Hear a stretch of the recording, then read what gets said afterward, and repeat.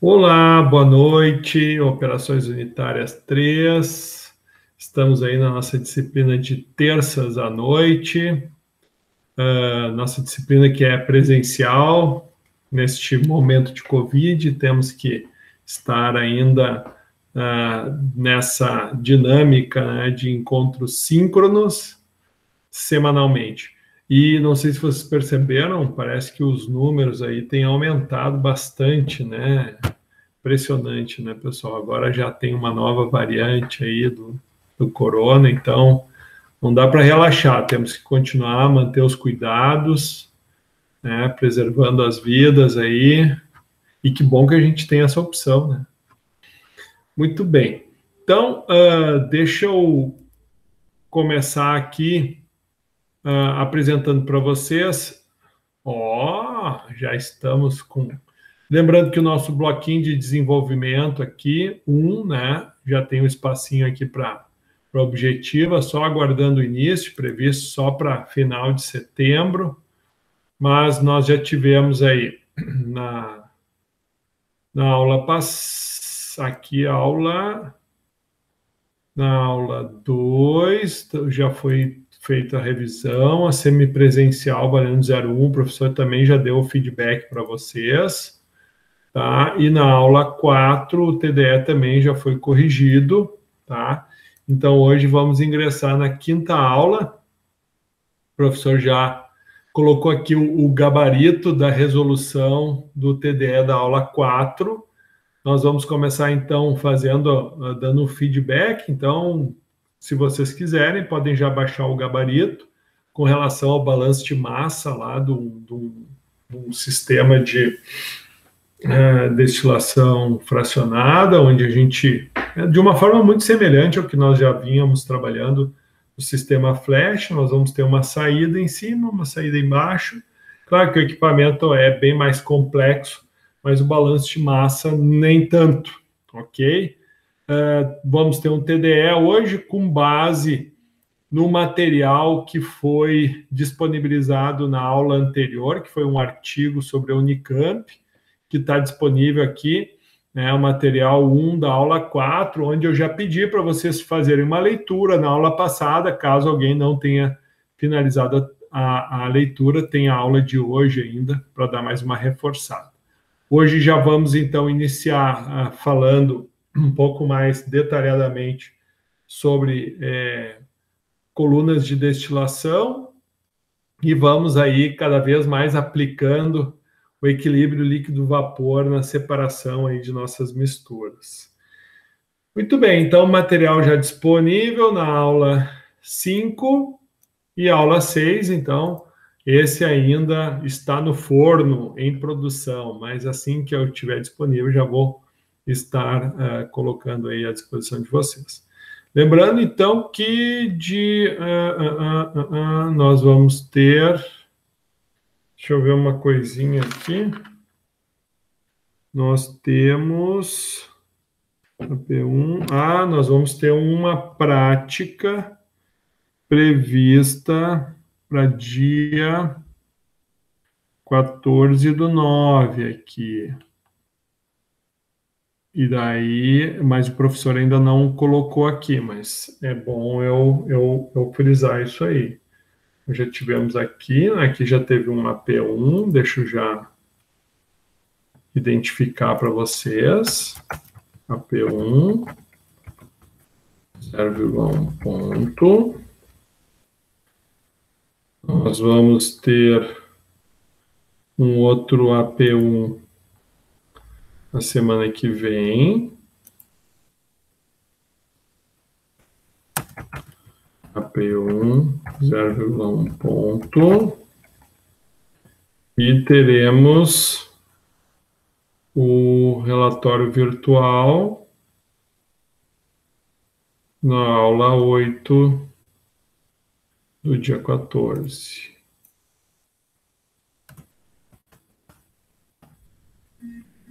AP1, 0,3. Vai ser que aqui é 0,101 e aqui 0,3. E a nossa objetiva está prevista para o dia aqui, ó. Para o dia 28 de setembro. Só para a gente... Olha aí a Simone. Boa noite, Simone. Tudo bem?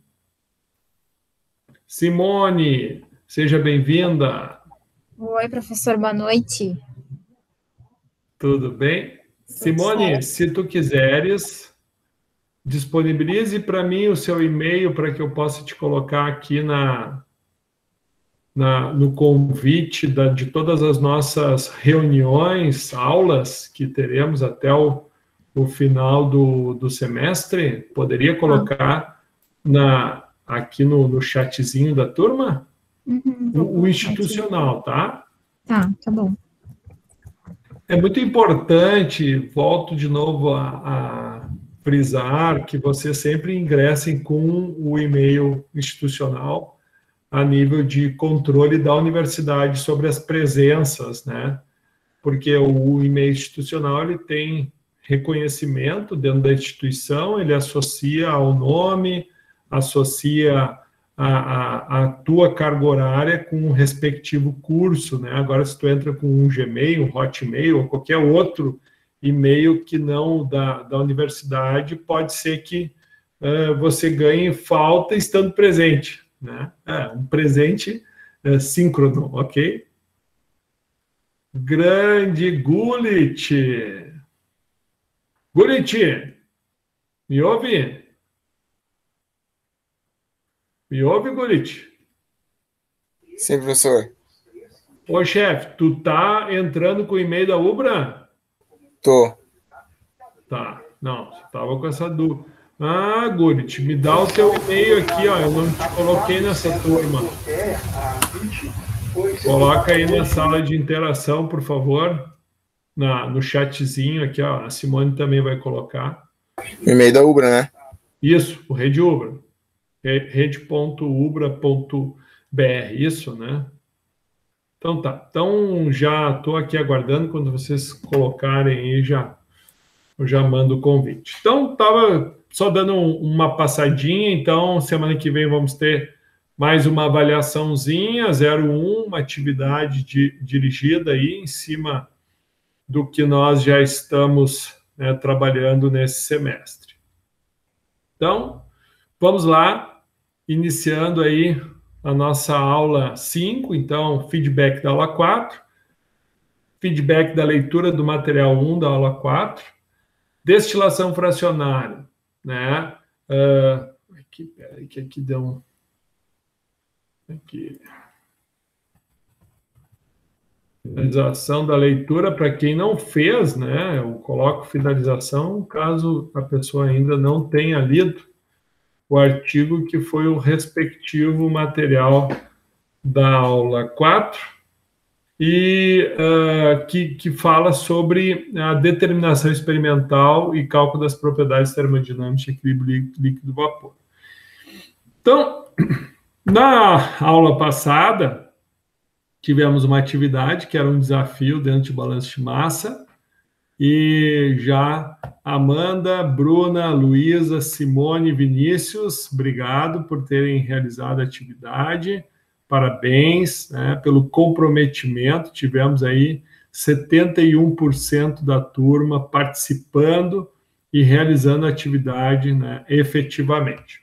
O professor já deu o feedback para vocês, né, e agora então vamos literalmente fazer a correção. O material foi disponibilizado, tá? Está como gabarito, material 1, aula 5, resolução do exercício 4.1. Então, o professor já deixou à disposição, dentro da aula 5, o gabarito da resolução dos exercícios, tudo na forma de um arquivinho em Excel. Ok? Olha aí, grande Simone, muito obrigado. Já vamos mandar o convitezinho aqui da Simone, já vamos mandar o convite para o Gulit. Nossos ilustres alunos, agora vocês vão receber convite de todos os eventos, que vai até dezembro, ok? Então, Sejam bem-vindos, é só aceitar que daí automaticamente vocês irão ingressar em todas as salas sem a necessidade do professor ficar dando autorização. Muito bem. Então, eu já vou aproveitar e vou abrir aqui o gabarito para que a gente possa já fazer a resolução. Então, exercício dizia: numa destilação fracionada, no processo de destilação, tem-se uma mistura de etano, propano e butano. Então, nós temos uma mistura aí de 3 componentes, no qual se consegue um destilado com vazão de 180 kmol/hora, com concentração molar de 70% de etano e 25% de propano. Molar também, tudo molar. A alimentação da torre é de 400 kmol/hora e a composição dessa corrente é de 40% de etano, 30% de butano, também molar. Bom, a vazão da base e o teor de butano em valor molar são respectivamente. Bom, então, vamos lá para o Excel. Primeira coisa, né?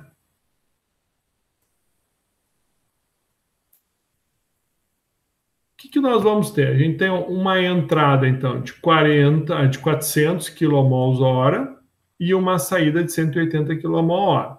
Então, o balanço de massa aqui, nós vamos ter que, então, a entrada tem que ser igual ao topo da coluna mais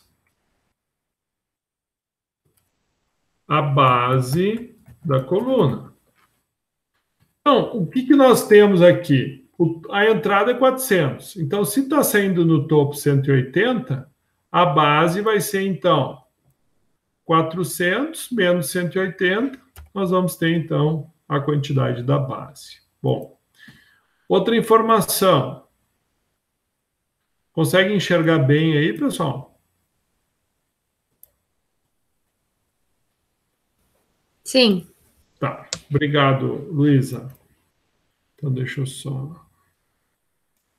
Aqui. Então, outra informação. Então, a primeira, que é o teor de... a vazão da base, então, nós já temos, né? A vazão em quilomol/hora, certo? Agora, para ter o teor de butano, né?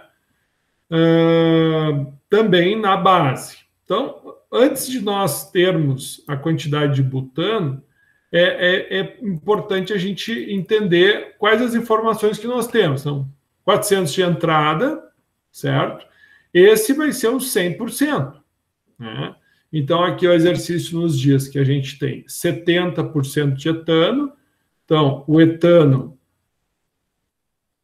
70% de etano aqui, butano qual? Consegue um destilado com vazão de 180 com concentração molar de 70% de etano. Então, botamos 70.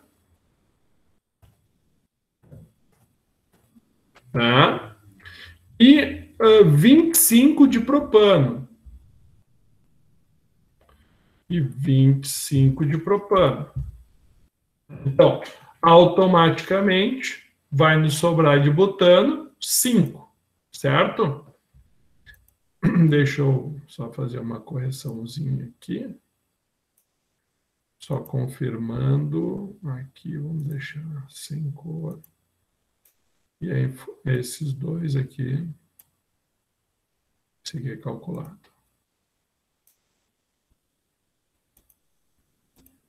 Tá. Então, eu deixei... Depois eu faço a correção aqui e lanço lá, tá? No gabarito. Então, ó, 70 de etano, 25 de propano e, obviamente, que o que sobra é de butano. Bom, então veja, pessoal, a entrada eu sei que é 400, né? Eu sei também que esses 400 é o 100%, então deste 100%, 70% é butano. Então, como é que eu faço esse cálculo aqui, né? Eu pego, então, é 70 vezes 400 dividido por 100, que é o total, né? Porque já que a gente está falando do valor percentual. Bom, da mesma forma, né, eu vou fazer para o propano. Bom do Excel que ele já vai mudando tudo certinho, né? E a mesma coisa eu vou fazer para o butano.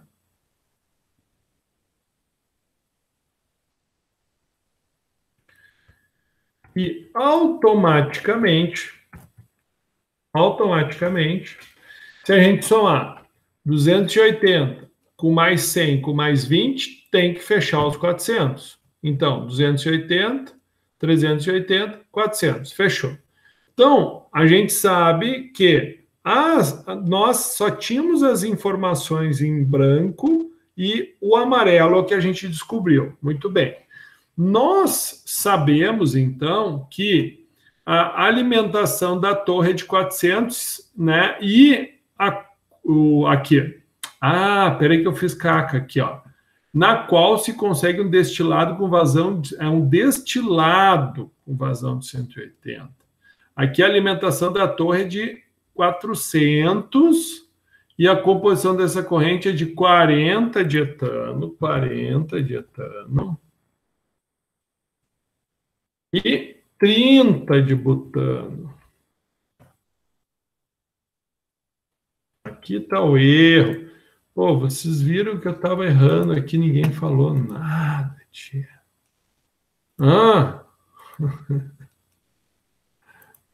Tá bom, tá aqui, ó.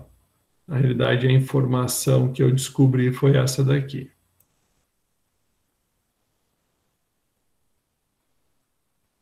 O amarelinho. Tá. Eu estava invertendo as informações. Os 70 e os 25 é no destilado. Então, na entrada é isso aqui mesmo. 400 é 40 de etano e 30 de butano. E o que está em amarelo foi as descobertas. Então, mesma coisa. 160 mais 100, 360. Espera aí que aqui tem um errinho aqui, ó. Então, 30, 60, aqui não vai ser 25, né? Aqui eu vou ter...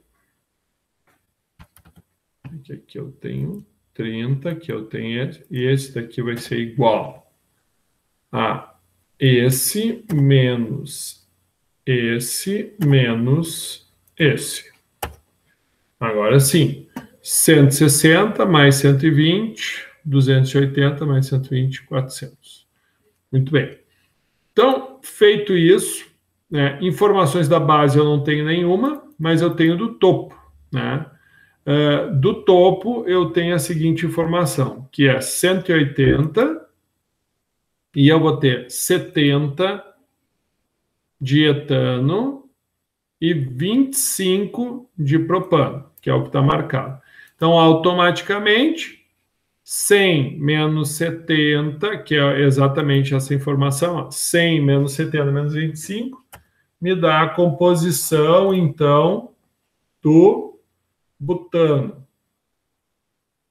do topo.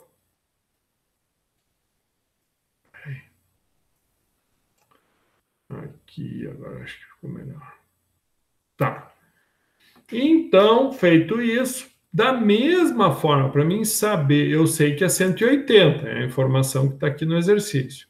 Então, para eu calcular aqui, né, eu vou sempre dividir pelo 100 aqui, né, pessoal? É o 100%.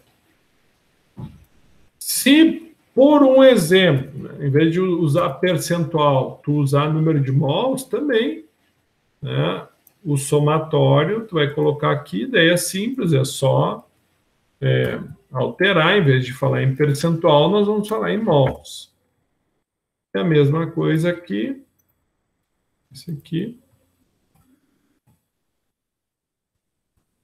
Ok, fechou. Então, vamos confirmar, 126 mais 45 vai dar 131, 171, mais 9, 180. Fechou. Bom, então, o que vai sobrar na base? Bom, na base é simples, né? Esse percentual tu tem que determinar depois. Primeira coisa que tu tem que fazer é determinar o número de mols. Bom, uma das coisas que a gente sabe é que a soma tem que dar 220. Então, esse valor aqui vai ser igual a esse valor, que nada mais é esse menos esse. Ok. Bom, como que eu vou saber o valor de butano? Bom, o valor de butano vai ser o que entra menos o que sai no topo, vai ser o que sai na base. O propano, mesma coisa, vai ser o que entra menos o que sai no topo, vai ser o que sai na base. E o etano vai ser o que entra menos o que sai no topo, é o que vai ter na base. Então, somando 34 mais 75, 109 mais 111, 220. Bom, agora os percentuais, né, como é que a gente vai fazer? Muito simples, né? Vai ser esse, né, dividido por esse, que é o total, vezes o 100, para poder determinar o percentual. Da mesma forma que esse dividido por esse vezes o 100 para definir o percentual. E da mesma forma, esse dividido por esse vezes o 100 para que o valor saia em percentual. Então, a pergunta do exercício era a vazão da base em quilomol, então, 220 quilomols. E o teor de butano em valor molar são, respectivamente, então, o teor de butano em valor molar, aonde? Na base, 50, tá? Valor molar, né? Então, vai ser 111 quilomol-hora.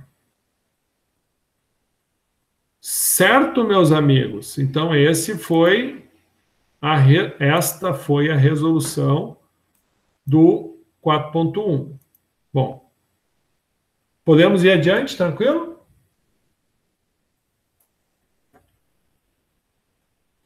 Tranquilo. Show. Então, o 4.2, confirmar, ver se está tudo certinho aqui. 160, 220, 30, 34, 11, 15. Perfeito. O segundo. Opa.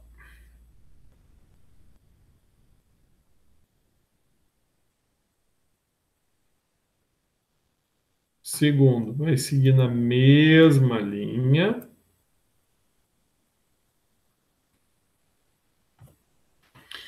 Então, no processo de destilação, tem-se uma mistura de etano, propano e butano, no qual se consegue um destilado com vazão de 300 quilomols, com concentração molar de 90 de etano, 10 de propano. Então, quanto que nós vamos ter de butano? Automaticamente tem que ser zero. A alimentação da torre é de 600 quilomols e a composição dessa corrente é de 50 de etano e 30 de butano. Então, automaticamente, aqui nós vamos ter a diferença. Então, veja, a linha de raciocínio é a mesma. Tá? Então, esse valor fechado, né? Aqui, esse valor, então, vai ser esse vezes esse, não, esse, vezes esse dividido por 100, fechou? Aqui, esse valor aqui primeiro, né? Vai ser igual a esse menos esse menos este 20. E aqui, então, vai ser os 20 vezes os 600 dividido por 100. E aqui vai ser, então, os 30 vezes 600 dividido por 100. Fechou. Então, 300, 120, 420 mais 180, 600. Com relação ao topo, 90, 10, então isso quer dizer o quê? Que butano vai ser 0. Então, nós vamos ter que o topo é 300, isso aqui a gente já tinha. Então 90 vezes 300, dividido por 100, 270. 10 vezes 300, dividido por 100, 30. Então, automaticamente, o que nós vamos ter aqui? Esse valor vai ser igual àquele ali, que é a diferença do balanço de massa. Esse daqui, então, vai ser a subtração 300 menos 270. Aqui vai ser 120 menos 30, 90. E aqui, 180 menos 0, 180. Então, automaticamente, para fazer o cálculo percentual, então nós vamos ter 30 dividido por 300, 10%. Vamos ter 90 dividido por 300, 30%. E vamos ter 180 dividido por 300, 60. Então, 60 mais 30 mais 10, fechou os 100. Então, a base do exercício era a mesma, né? Não mudou nada. Como que se saíram? Tranquilo? Todos conseguiram acertar? Gulit, Bruna, Luísa, Vinícius, Amanda, Simone? Sim, tranquilo, Maurício. Tá. Tranquilo, professor. Sim, tranquilo. Ótimo. Vinícius, Amanda também, tranquilo? Sim, sem problemas. Tá, ótimo. Então, bom, por que era importante isso, pessoal? Para que vocês entendam, então, porque...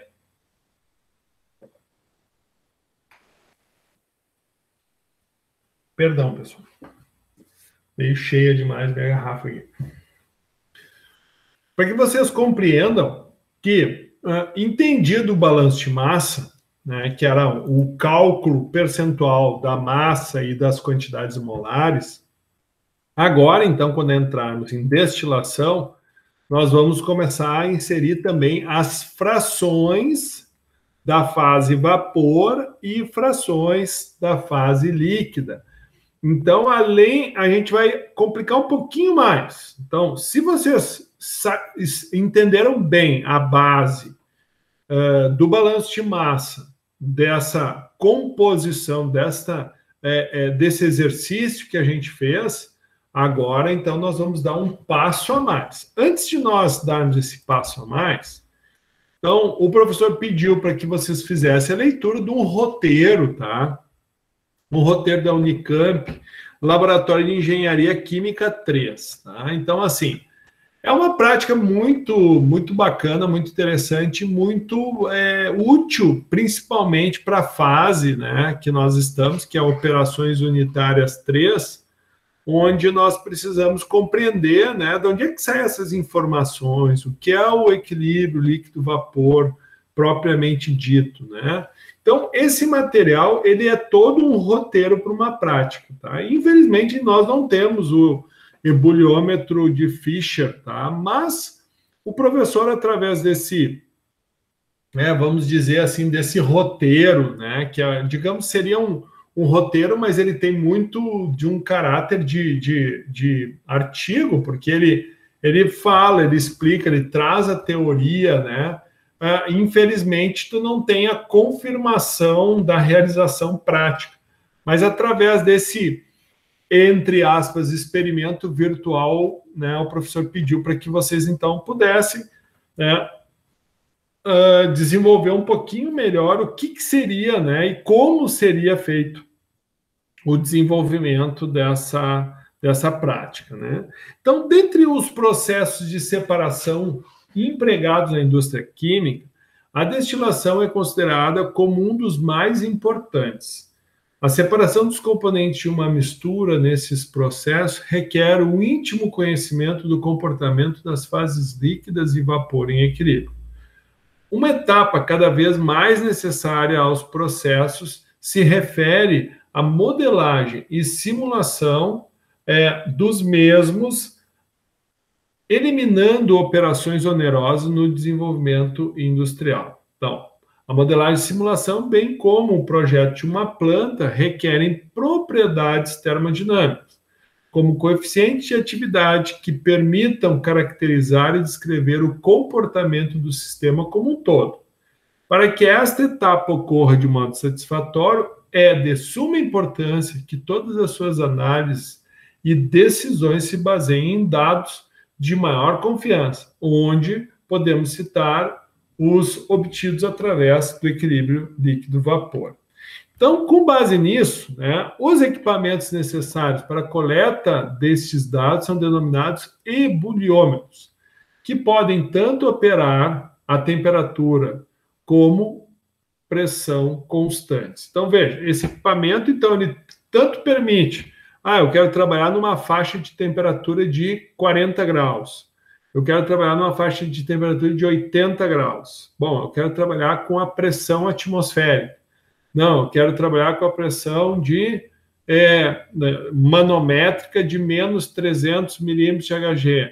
Não, eu quero trabalhar com pressão acima da atmosférica. Então, todas essas informações tu pode, então, ou melhor, todas essas condições tu pode impor sobre esse equipamento e obter, então, essas informações que vão ser de suma importância para a realização da destilação, que é a próxima etapa do nosso trabalho. Então, na aula passada, a gente já fizemos a leitura daquele paper, onde o professor apresentou para vocês um modelo de Raoult para determinação do equilíbrio líquido-vapor, utilizando um modelo equilíbrio líquido-vapor mais simples, ideal para baixas pressões e ideal para soluções e gases ideais, que não é o que nós temos na realidade, e também apresentei o modelo NRTL, que é o modelo mais próximo das condições práticas. E em cima disso, para que foi feito aquele trabalho? Para que vocês, então, comparassem dados práticos versus dados modelados, utilizando o modelo de Raoult e o modelo NRTL. Bom, esse paper, material 1 da aula 4, então, ele trazia a opção, a oportunidade do aluno entender de onde que saem estas informações. Então, da mesma forma que naquele paper da aula 3, vocês trabalharam numa temperatura de 40 e em outra temperatura de 80 graus para determinar as curvas, aqui explica que, de fato, esse equipamento, o ebuliômetro, ele tanto pode operar com temperaturas como pressões constantes. E lembra que lá na aula 2, o professor, então, apresentou para vocês a opção de que nós poderíamos estar construindo as curvas de equilíbrio líquido-vapor, definindo a variação da pressão em função das composições, bem como a variação da temperatura em função das composições. Então, tudo isso é baseado no que a gente acabou de falar agora, que isso também é um aprofundamento daquela disciplina que vocês fazem lá em meio semestre, que é termodinâmica aplicada à engenharia química. Então, vários métodos e equipamentos foram desenvolvidos, cada qual com suas vantagens e desvantagens. No experimento a ser realizado, será empregado o ebuliômetro Fischer, que trabalha a pressão constante atmosférica. Então, no caso desse equipamento, ele vai trabalhar sempre a pressão atmosférica. Bom, então qual vai ser o objetivo, né, da prática a qual o professor solicitou que vocês, então, avaliassem? Foi determinar dados de equilíbrio líquido-vapor, composição da fase líquida e vapor de uma mistura binária tolueno-ciclohexano através de um ebuliômetro Fischer. Avaliar a consistência termodinâmica dos dados obtidos, calcular a partir dos dados experimentais os parâmetros de interação binária para o cálculo do coeficiente de atividade, determinar a curva de equilíbrio líquido-vapor do sistema estudado. Então, veja, era uma prática bem completa, né, onde o aluno, né, ao final do processo, iria entender de onde que saem as informações x, y, y, ou x1, y1, x2, y2, ou xj, yj, ou seja, dependendo da nomenclatura que a gente for adotar, mas lembrando que o 1, né, ou o 2 seria o tolueno, e o 1 ou o 2, dependendo da forma como a gente organizar, seria o ciclohexano. Então, realizando a determinação dessas composições, né, seria feito, obviamente, uma avaliação dos dados obtidos no ebuliômetro, como as temperaturas de ponto de bolha, temperatura, né, de orvalho, né, que é quando, então, começa a formar, a passar do estado líquido, do estado vapor para o estado líquido, ou seja, tu estaria avaliando, né, através de um instrumento calibrado, com precisão, a avaliação, então, dessas propriedades termodinâmicas, e, obviamente, com base nas propriedades, jogando em equações já consagradas, obtendo, então, os dados experimentais e os comparando com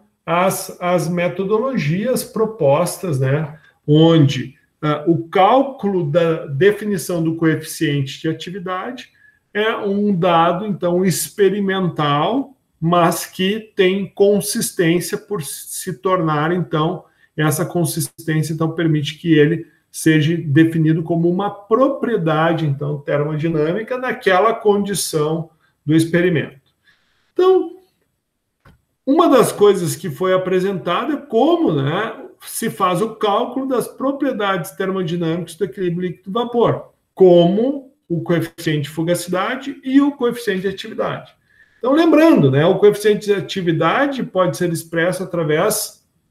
A fugacidade, né, pode ser expressa através do coeficiente, então, de fugacidade, preferencialmente para a fase vapor, né, ou do coeficiente de atividade, né, que é o gama, mais usado para a fase líquida.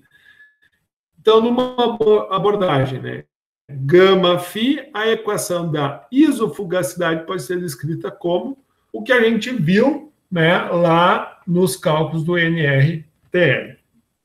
Certo? Então, essa prática, ela vem a reforçar o que a gente viu lá naquele artigo, mas agora a gente, então, começa a se situar, então, aquele método lá, ele utiliza coeficiente de fugacidade, coeficiente de atividade, com o objetivo, então, de aproximar mais os dados teóricos com os dados práticos. É exatamente isso, porque quando a gente utiliza o modelo de Raoult, o que ocorre? Os nossos dados, eles são dados muito limitados, então eles são mais próximos quando trabalhamos com soluções e gases ideais, porém, infelizmente, não é essa a nossa realidade e não é essa, por exemplo, a proposição prática que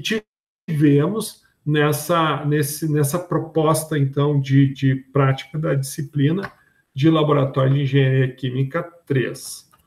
Bom, a pressão de vapor, né, como que se determina? Né? Então, existe na literatura vários tipos de correlações, ou seja, valores definidos para A, B, C e D, né, onde essas correlações servem para nós determinarmos, fazermos cálculo de pressão de saturação em função da temperatura, né, como pode ser visto, né, em Haidt et al., em 1988, que é uma das citações feitas ali nesse material. Então, algumas correlações são as DIP-PR, Antoine e Antoine estendido. Tá? A equação DIP-PPR, né, permite representar faixas de temperaturas maiores, bem como permite extrapolações mais seguras. Então, aqui, para a nossa disciplina, nós vamos utilizar Antoine, tá? Porém, percebam que para extrapolações maiores, né, e mais seguras, para temperaturas maiores e extrapolações mais seguras, o ideal é utilizarmos o DIP-PR, tá? Então, essa envolve o quê? Antoine envolve A, B e C.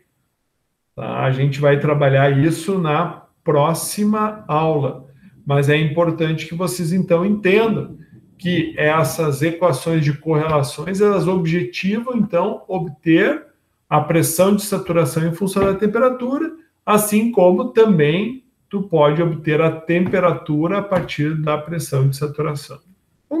Como fizemos no exercício da aula 2.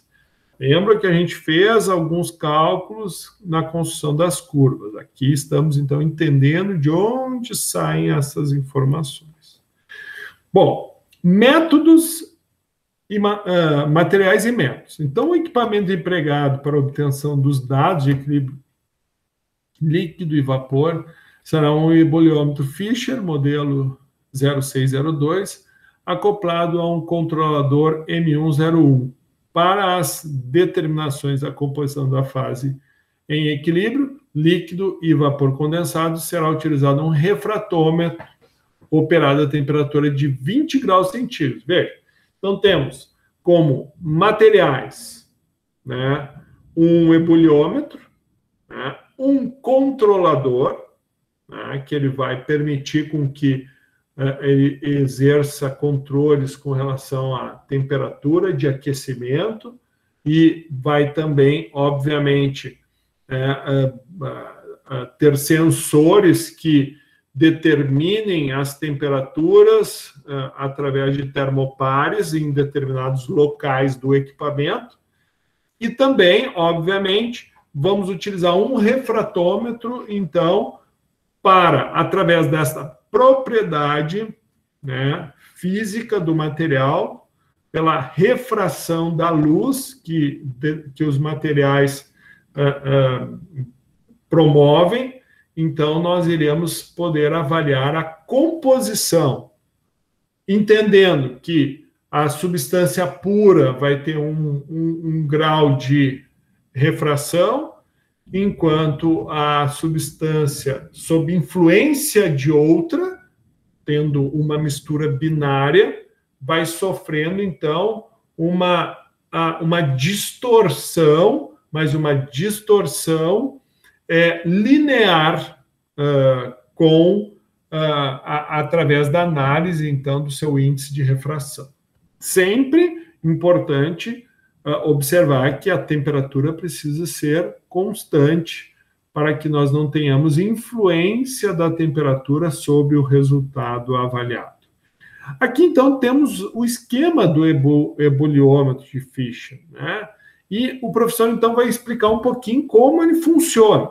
Tá? Então, aqui, opera com recirculação da fase líquida e vapor que são mantidas em contato até que se atinja o estado de equilíbrio estacionário. Então, veja, tu tem o centro é onde vai receber a mistura para análise, tá? Então, essa amostra vai ser inserida aqui no meio. Então, essa amostra, ela vai, né, percorrer o coração do equipamento, e no coração haverá, então, a separação da fase vapor de um lado e haverá a separação da fase líquida do outro lado.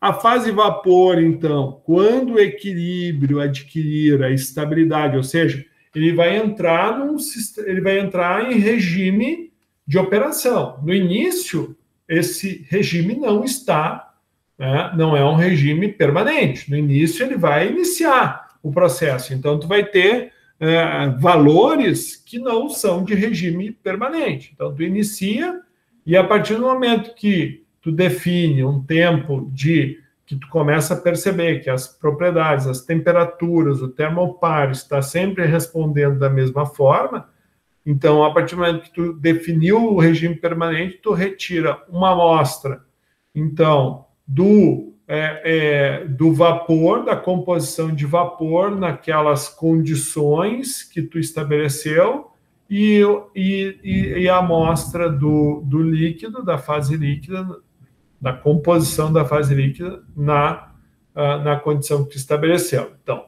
a mistura líquida é colocada no frasco 1.1. Então, aqui entra a mistura líquida, e essa mistura líquida, né, ela é aquecida até entrar em ebulição na câmara 1.3. Então, a mistura líquida é adicionada aqui, ela migra, então, para esse local onde tem o aquecedor, certo? Então, aqui esse sistema ele começa a aquecer a mistura naquela temperatura que tu determinou como a temperatura de análise, considerando que tudo isso está operando a pressão atmosférica, certo? Então, o sistema todo está com pressão atmosférica. Aqui está entrando o ar atmosférico no sistema. Tudo em conexão, ligado ao sistema. O vapor, então, o vapor desprendido carrega gotículas da fase líquida, ou seja, vai haver um arraste da fase líquida. Ambas as fases, vapor mais gotículas do líquido, sobem juntas através do tubo 1.2. Então, aqui tem a fase líquida, então forma o vapor, e esse vapor começa a subir nessa câmara, né, junto com as gotículas líquidas, né? Então, quando ele entra nessa parte aqui, nós vamos ter o quê? Um termopar. Então, nós vamos ter, nesse termopar, né, localizado na posição 7, no final da bomba de Cottrell, vai registrar, então, a temperatura de equilíbrio nesse momento. Por quê? Porque aqueceu, vai subir vapor misturado com gotículas. Então, nesse ponto, né, na bomba de Cottrell, aqui nós vamos ter o topo da bomba, onde está o termopar. Então, nós vamos ter exatamente aquela temperatura na qual nós vamos ter fase líquida coexistindo com fase vapor. Vapor mais gotículas de líquido.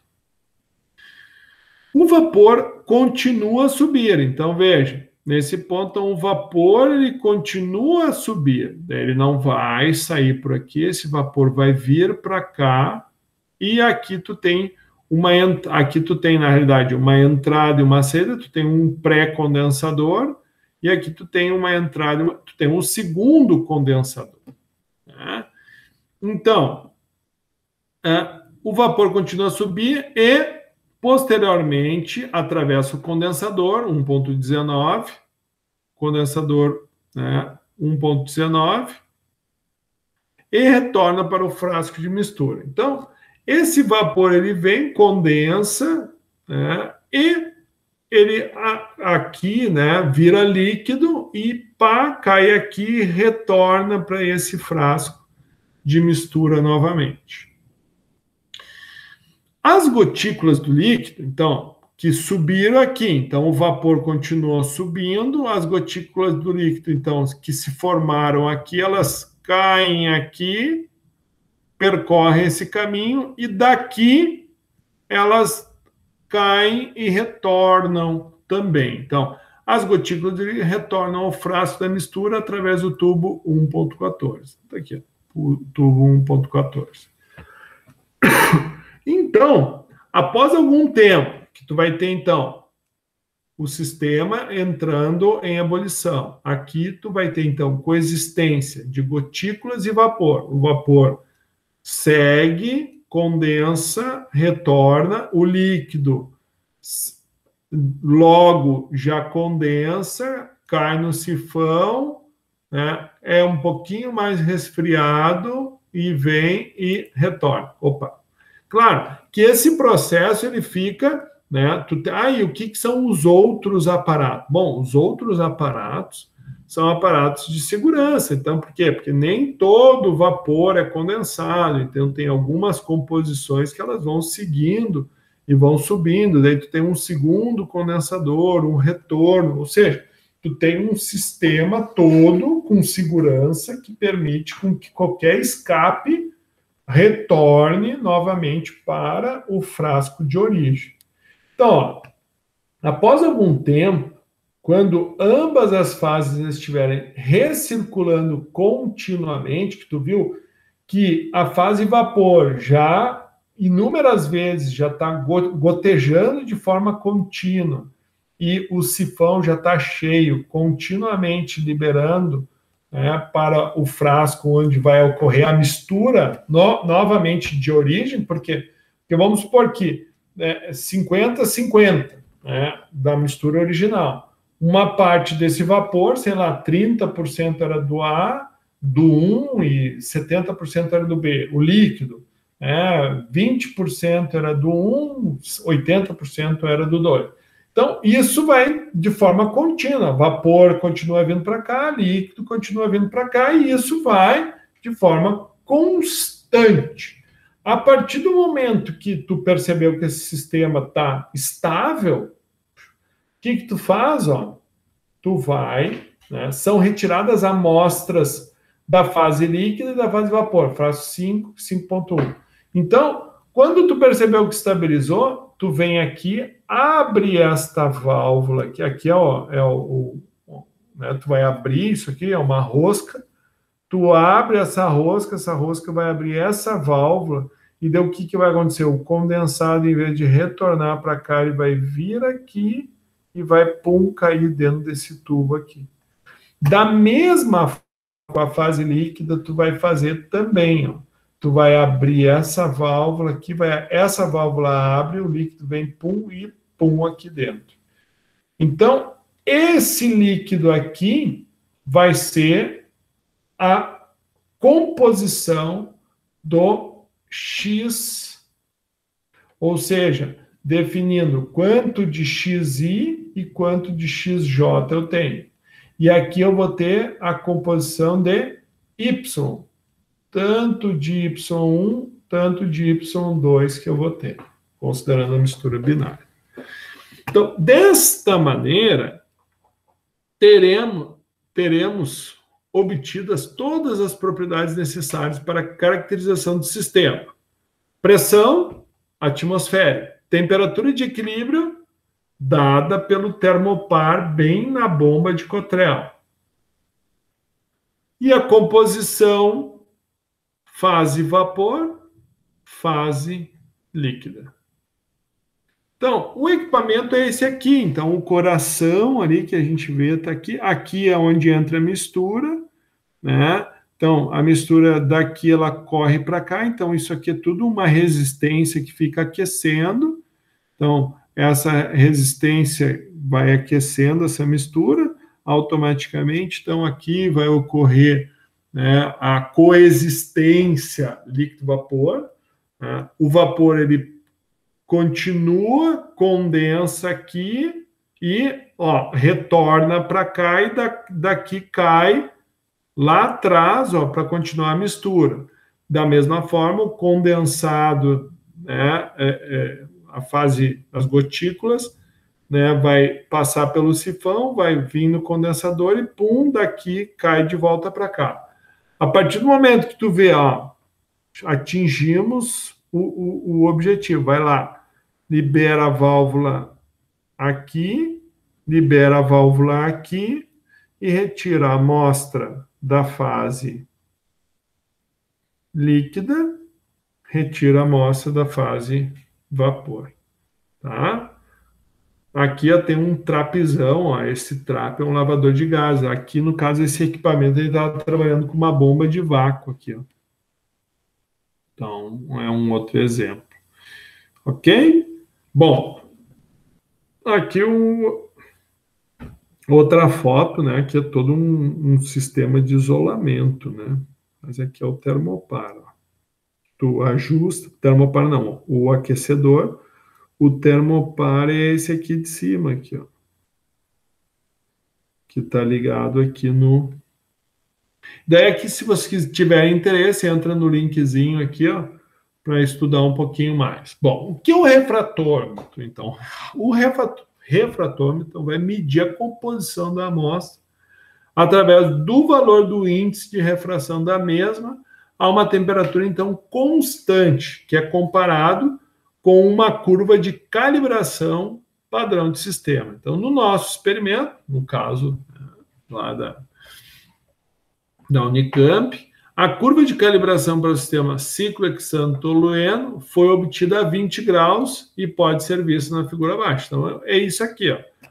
Tu definiu a curva onde tu tem que a composição molar do ciclohexano, né, vai ser diretamente, né, vai ser uma função linear com o índice de refração, que o que tu faz? Tu faz uma série, então, tu define a composição de 1%, ou seja, toda a amostra é ciclohexano.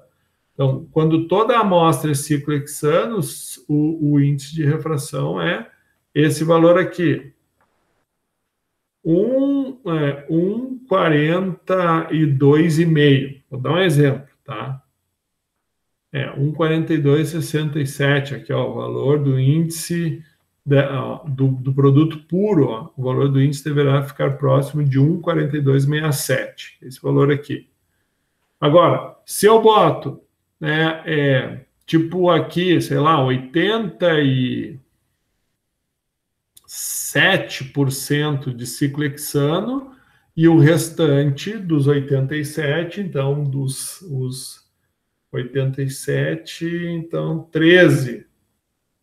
Isso aí, 13% de tolueno. Então, vai dar uma refração de tanto.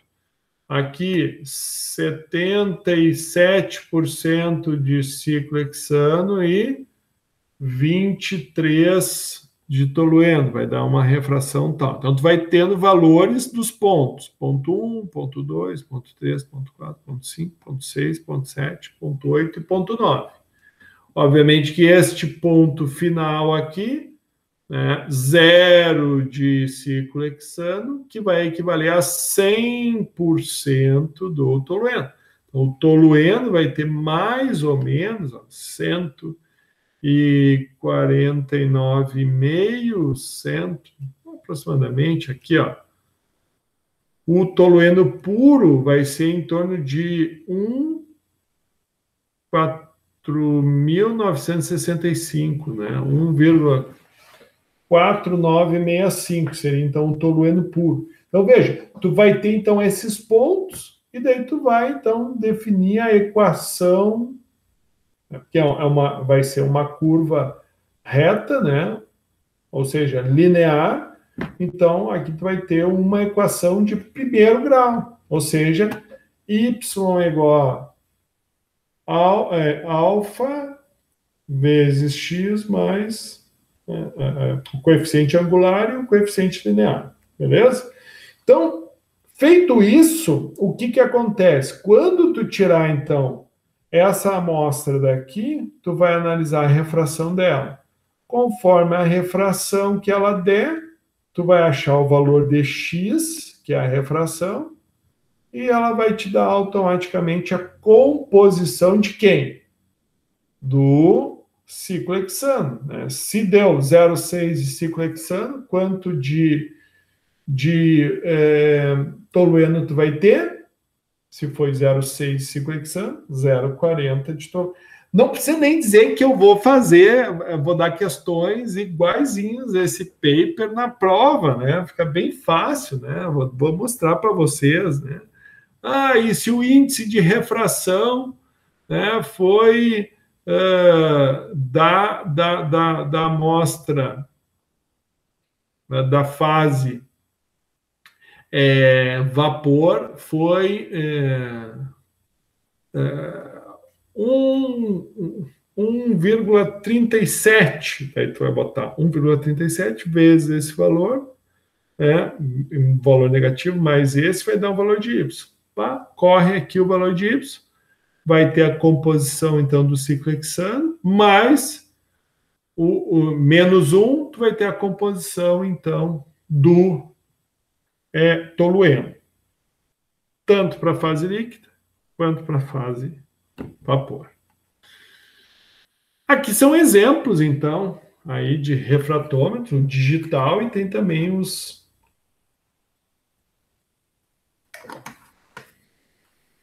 manual. Pessoal, o refratômetro tem vários desses manuais que não é um serve para todos, tá?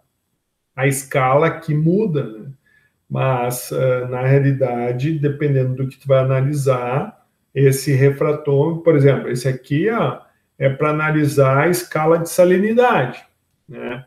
Esse aqui, ele é mais amplo, né, a faixa de aplicação dele, mas tu tens que identificar qual é o mais aplicável. Esse aqui, por exemplo, foi um dos que foi utilizado para cá. Aqui ele vai ter algumas limitações, né? Porque aqui ele é bem mais específico, porque tu vai ter uma paleta de cor aqui, ó, que ela vai ser associada com uma numeração, daí tu tem que ver, né, se o índice de refração que vai estar sendo definido aqui vai estar proporcional ao que tu quer avaliar, certo?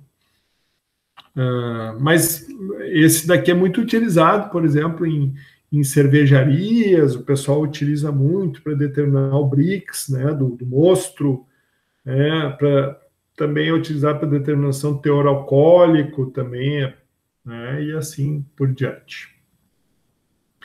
Muito bem, então, com base nessas informações, tu vai ter, então, né, composição, né, aqui tu tem o ponto de bolha aqui em cima, né, tu tem aqui os pontos, né, de orvalho, aqui no meio tu tem líquido mais vapor, né? Aqui, então, líquido mais vapor, exatamente nesse ponto aqui, ó, na fase de vapor, então tu tem o líquido, né? O líquido, então, o líquido, quando começa a entrar na fase vapor, e aqui quando ele condensa, né, para virar a fase líquida, né? Então, as mudanças de estado dentro do diagrama binário temperatura versus composição à pressão constante. Exatamente igual ao que trabalhamos na aula 2. Então, isto aqui, pessoal, o entendimento disso é premissa básica para que a gente possa, então, evoluir dentro da destilação. Lembrando, então, aqui as informações que nós teremos, né? As informações referente às pressões, que foram constantes, né? O que mudou vai ser, então, a temperatura e, respectivamente, as composições. Tá? Aqui, então, as propriedades dos componentes puros, né? pressão de vapor, né?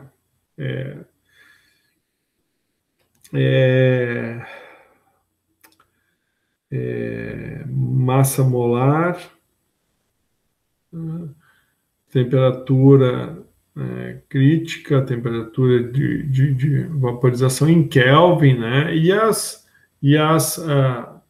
constantes termodinâmicas, né? Por exemplo, aqui, ó, os valores de A, B, C, D e E referente, né?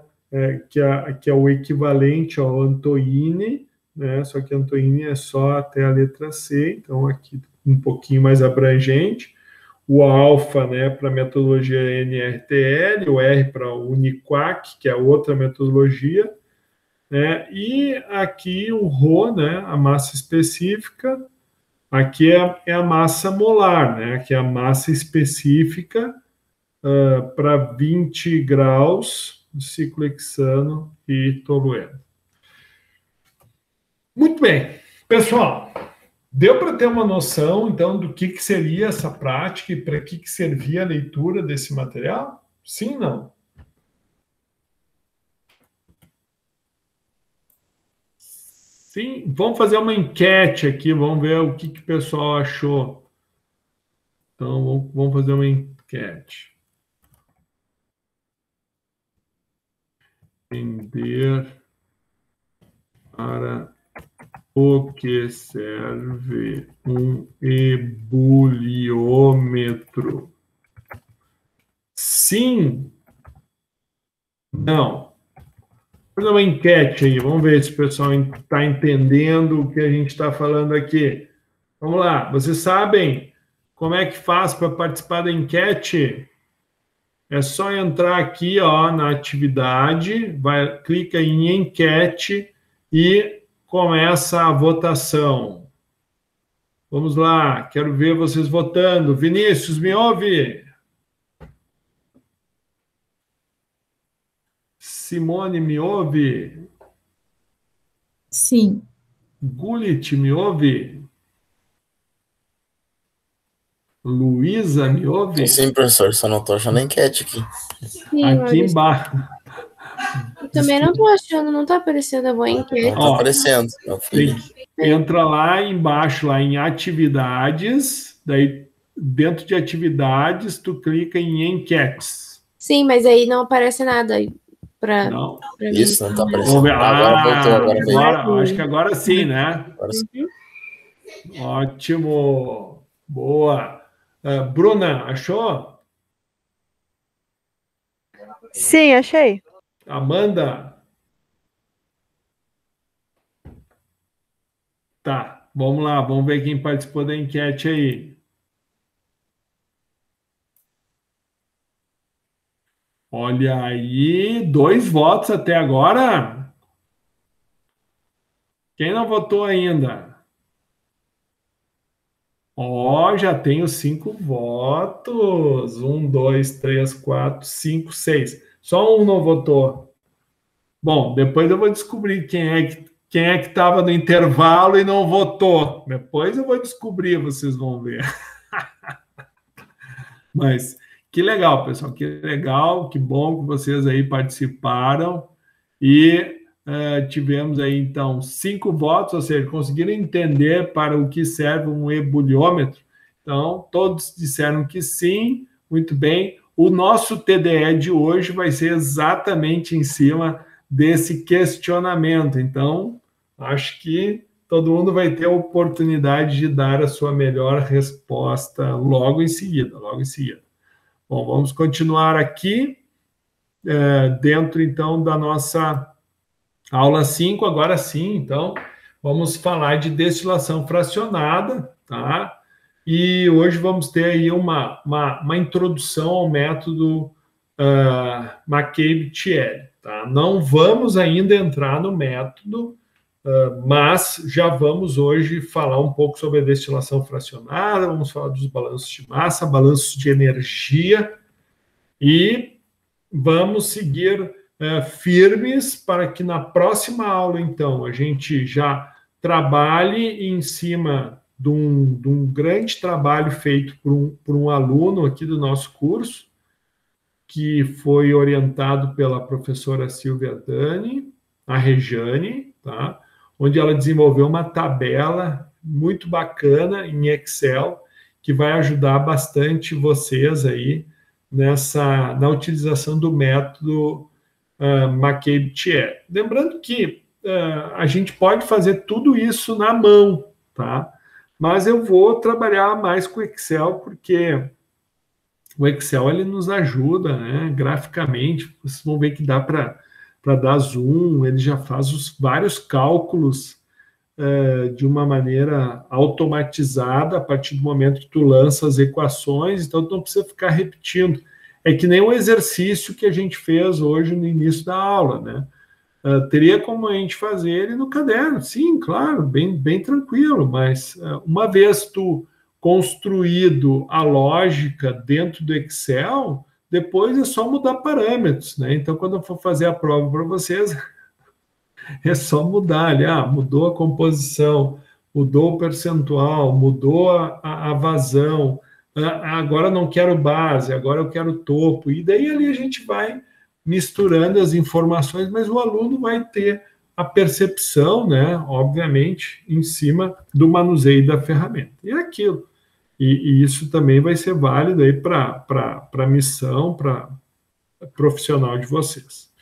Então, vamos lá. O funcionamento contínuo que nós vimos, então, na semana passada, nós vamos ter uma alimentação LO. Essa alimentação, então, vai entrar com uma composição, né, A, B, C, D, E. Bom, para facilitar, a gente vai focar, nós vamos focar no quê? Em misturas binárias. Depois que a gente entendeu a binária, a gente vai acrescentar mais um, acrescentar mais outro, mas daí a complexidade aumenta. Mas entendendo bem uma binária, estamos no caminho. Então, o que teremos? Alimentação, entrou composição A e B. Tá? Aqui não interessa nós saber se essa composição tinha X% de vapor e tantos por cento de líquido, não, porque ele vai entrar em tubo cheio.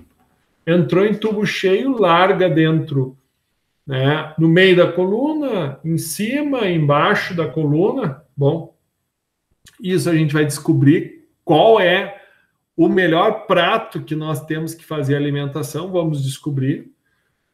O que é mais volátil vai tender a subir, obviamente que vai arrastar também uma parte líquida, por isso que vão ter uma série de pratos para tentar condensar ao máximo aquele que é líquido que está sendo arrastado para cima. Além disso, né, essa fase vapor que vai estar saindo aqui em cima, né, é condensada, e a gente ainda pode fazer um reciclo, né, para inundar o topo da coluna, fazendo com que esse líquido desça varrendo qualquer vapor que contenha gotículas do material menos volátil, né, que venha a estar sendo arrastado para o topo. Então, a gente vai ter a fração de reciclo, né? Esse condensador aqui, ele vai ter um gasto energético, por isso que ele tem um Q' aqui, e nós vamos ter aí um destilado, né, que vai estar, então, sendo especificado de topo, composição de topo. E da mesma forma, todo material que vai descer, né, o líquido também vai acabar arrastando um pouco de vapor. Por isso, né, da composição do componente mais volátil sempre vai ficar um pouco. Então, por isso, tu tem um refervedor que insere energia, aqui retira energia do sistema, aqui insere energia. Aqui retira energia, aqui insere. Então, por isso que a gente foi a primeira fala lá do material lá da Unicamp, que diz que a modelagem, a simulação é muito importante. Por quê? Porque a gente vai ter muito disso nas operações de engenharia química. Nós vamos ter etapas do processo que vão precisar estar retirando calor, outras que vão precisar estar recebendo, e se nós fizermos, né, a integração dessas partes, isso a gente está ganhando em inteligência, né? Estamos ganhando em custo energético, em eficiência, né, de processo, e também, obviamente, ganhando em complexidade, né? Óbvio, né? Então, o que ocorre? Então, esse líquido, então, ele vem para o refervedor, então parte dele é aquecido de tal forma que tu tenha uma reposição de uma corrente de vapor ascendente, né, de fato objetivando, né, ebulir realmente aquilo que tiver uma pressão de vapor mais baixa e que não deva estar vindo para o fundo da torre, né, que vai ser o outro material especificado, né, que pode ser dito resíduo, né, ou, né, uma composição de maior pressão de vapor. Então, detalhamento sobre o esquema. Os andares do cilindro são chamados pratos. Alimentação LO de uma mistura de composição miscível. Veja, nós temos tem que ser uma mistura miscível. A tem que estar completamente integrado com B, né? Vou te dar um exemplo de mistura immiscível, água e óleo. Então, tu não pode alimentar uma torre com uma mistura immiscível. Então, tem que ser mistura miscível, com uma entalpia. Então, essa entalpia vai ser proporcional à altura onde ela está. Então, essa alimentação vai ter uma quantidade de energia, né? Obtenção de um destilado DR com uma entalpia HD no topo da coluna. Então, veja, o balanço energético ele está presente. Então, vamos ter uma quantidade de energia, a entalpia. E a obtenção de um resíduo WR com uma entalpia HW, mesma coisa, quilocalmol. Então, a gente sabe quantos quilomols hora está saindo de material. Se eu sei qual é a entalpia do quilocal por quilomol, então eu sei quantos, se eu multiplicar, se eu multiplicar, então, quilomol hora vezes quilocal quilomol, corta os quilomols, eu vou ter quilocal hora. Então, tem como eu saber quanto de quilocal hora eu vou precisar para alimentar o refervedor, com vapor, com óleo térmico, com reciclos de correntes aquecidas, e da mesma forma eu consigo fazer isso também no condensador. Tá?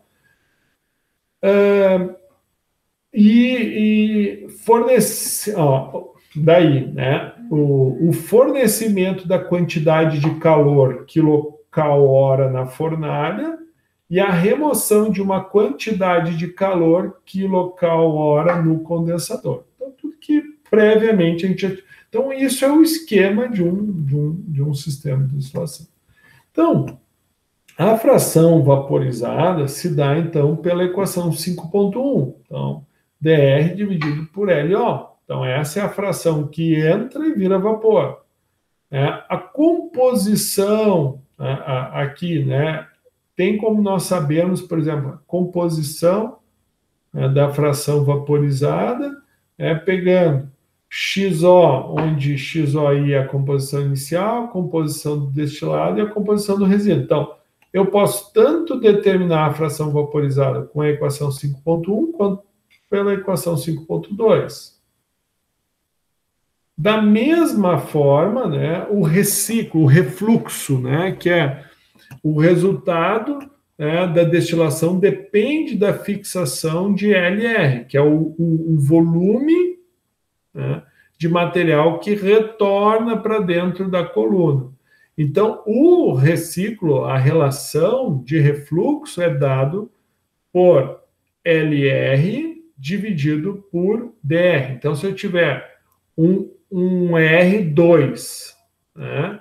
Então, se aqui for 2, né, e eu tiver um DR 4, quanto que tem que ser o LR? Se aqui for 2, aqui for 4, o LR tem que ser 8. Então, isso quer dizer o quê? Para ter um refluxo, né, uma relação 2, isso quer dizer o quê? Que para cada 2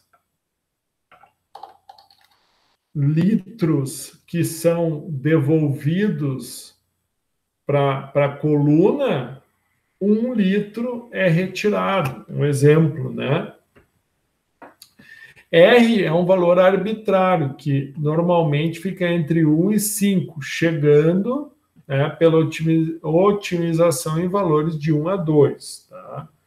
Mas, por quê?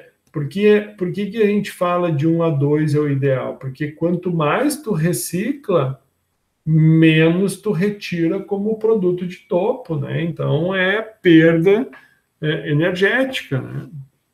Mas o que é comum normalmente é tu ir aumentando a pureza de saída, né? Por quê? Porque tu faz isso para aumentar a pureza de saída, né? Por quê? Porque tu está inibindo com que vapor, né, que tenha uma pressão de vapor maior do que o de topo, continue saindo no topo. Então, tu devolve uma fase líquida mais rica na composição do fundo para poder estar inibindo, então, que a composição de fundo esteja saindo por cima. Tendo FR, né, que é a fração de vapor vaporizado, e tendo o reciclo, chegamos no restante das variáveis, né? Chegamos no DR,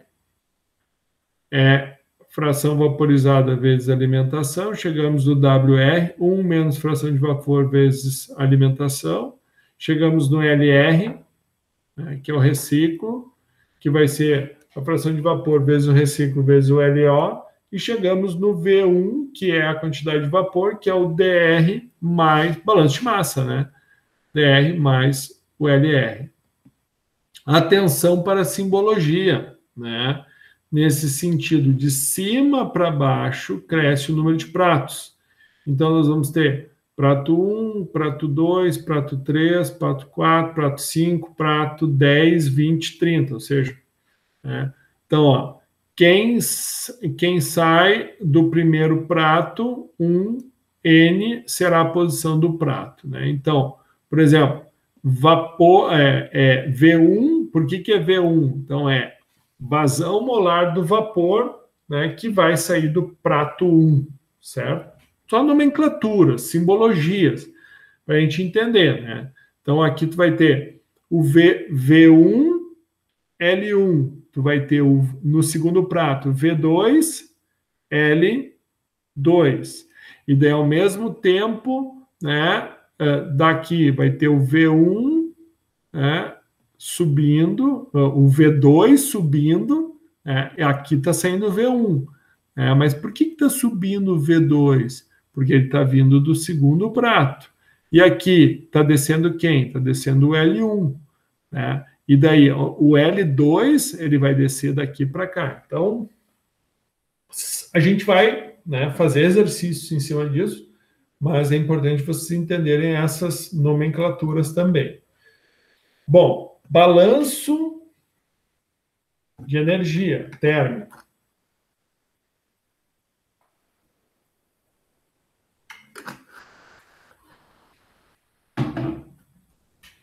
Nós, então, vamos ter a temperatura de borbulhamento, a entalpia do líquido, a entalpia do vapor, o calor latente de vaporização, né?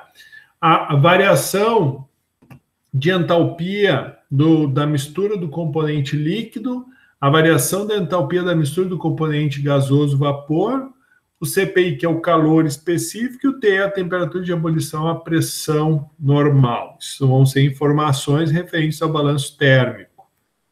Então, por exemplo, como é que a gente vai dar a entalpia, né? A entalpia do líquido. Vai ser a soma da entalpia, né, do componente, ó, HE, né, HE,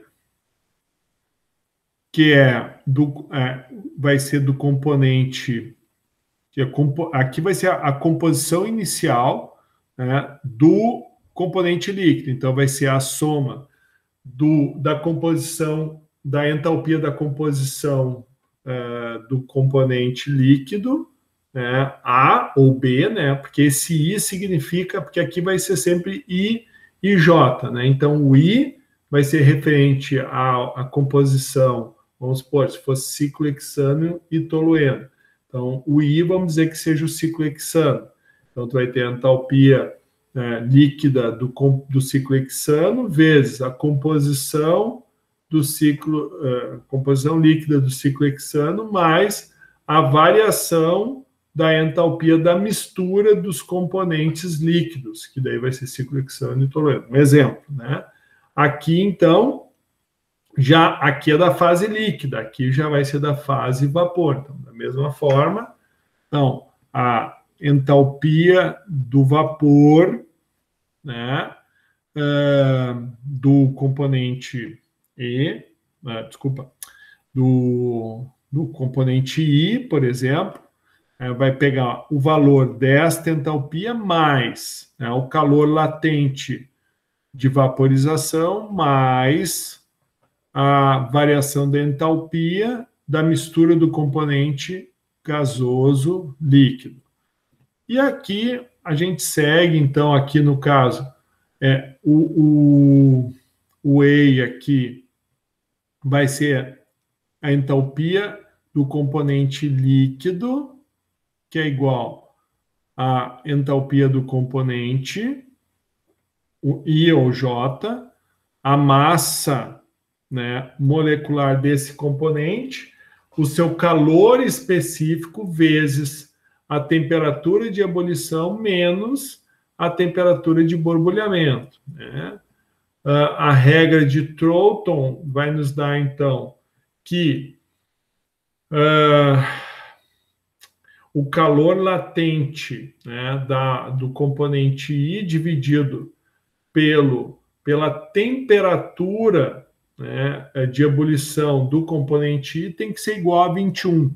Então, a gente vai ter uma relação de calor latente, lambda, né, de vaporização, pela temperatura de ebulição igual a 21. Então, a gente vai determinar.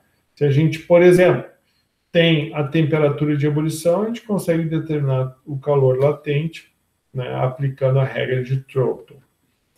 E o CLM, né, do componente I, do componente J, vai ser a soma, né, do CL obtido aqui por meio dessa regra, vezes a composição desse componente aqui. Aqui, esse L aqui é maiúsculo.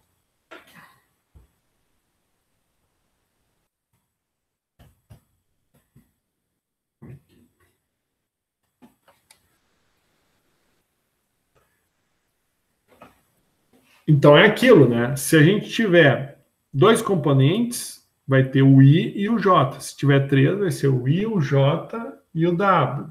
Se tiver 4 e assim por diante. Então, por isso que o número de equações vai aumentando, né, proporcionalmente, exponencialmente, conforme o número de composições, de componentes, melhor dizendo. Então, a entalpia de vapor que sai do primeiro prato vai ser o H1, e a entalpia do destilado, né, HR ou HD. Então, por exemplo, para a gente calcular quanto de calor, né, nós vamos retirar desse condensador, então eu preciso saber a composição de vapor, né, quantos mols de vapor, quilomols hora de vapor, vezes a entalpia do componente, a entalpia da composição 1 menos a entalpia do destilado. Então, usando a equação 5.7, ou seja, pegando essa equação mais a equação 5.7, né?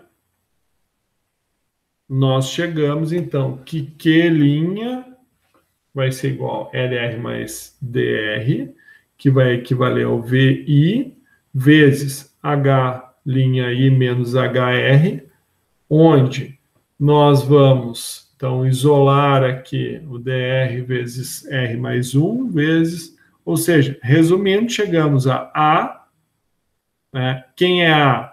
R mais 1 vezes H'1 menos R vezes HR, né?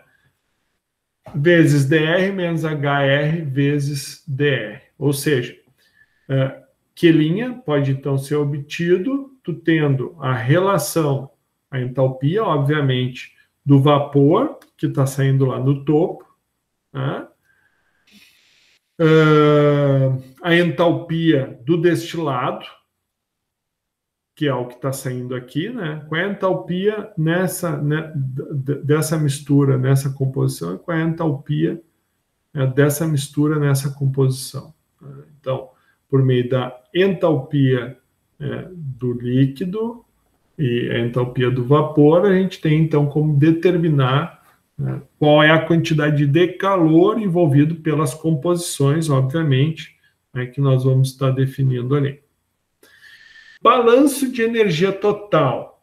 Então, o balanço de energia total vai levar em consideração, né, o balanço de massa. Então, nós vamos ter composição que entra vezes a entalpia do material que entra mais o calor do refervedor vai ser igual ao calor que sai mais a entalpia do material que sai vezes os quilomols hora, né, a quantidade de material que sai, mais a quantidade de material que sai vezes o HR. Ou seja, isso vai nos dar, então, o balanço de energia total, certo?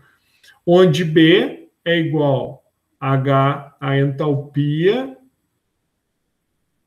do componente que sai no fundo, menos o calor envolvido dividido pela composição, ou Q igual a WR vezes H, que é a entalpia da composição do resíduo, menos B, que é um fator que tu vai determinar. Então, estou aplicando dentro da equação 5.14, nós temos que FV é igual a H0 menos B sobre A menos B. Quem é o A? Quem é o B? Certo? Ou B, né, através da equação aqui 5.18.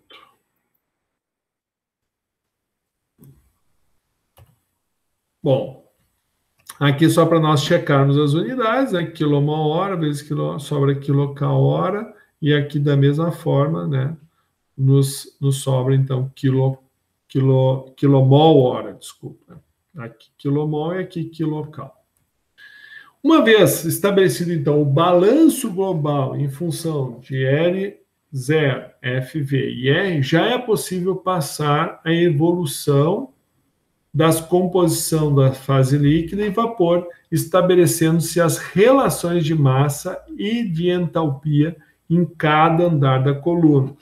Então, note que a alimentação é feita num ponto intermediário da coluna, sendo o comportamento diferente da parte de cima do prato de alimentação, coluna retificada, e abaixo, coluna de esgotamento. Então, o que estiver acima da alimentação, coluna de retificação. O que estiver abaixo, coluna de esgotamento.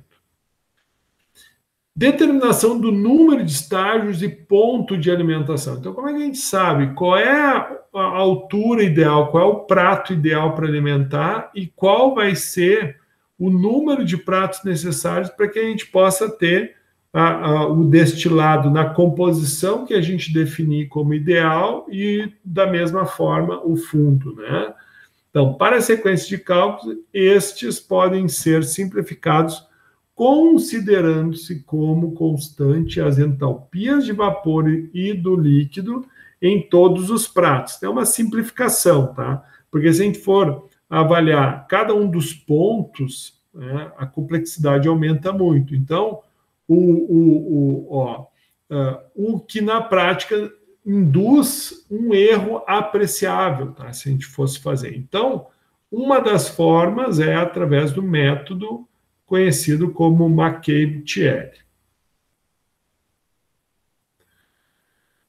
Então, assim, não considerando, então, as entalpias envolvidas em cada um dos pratos, né, a gente pode chegar a uma simplificação através desse método, né, que é o método de McCabe-Thierry. Claro, quando a gente for trabalhar lá em modelagem, e a gente, por exemplo, pegar o Enso lá, ou outros softwares de modelagem que a gente tem, tu pode minimizar, sim, considerando, né, cada um dos pratos, né, as entalpias, mas como tu tem um grande processamento, uma grande capacidade de processamento, tu consegue daí, então, minimizar esses erros.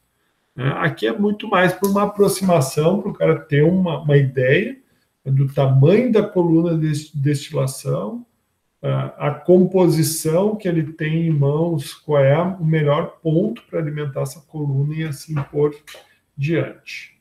Muito bem. Então, pessoal, temos aí bem na hora do intervalo, tá? Depois que a gente voltar do intervalo, vocês então finalizam, quem não fez a leitura do material que o professor apresentou hoje, tá? E vai dissertar sobre a importância da prática. E na próxima aula a gente vai falar mais sobre destilação, daí já arremangando as mangas e colocando em prática aí como se calcula utilizando o método McCabe-Thierry. Pessoal, tranquilo? Alguma dúvida? Vou parar a gravação aqui.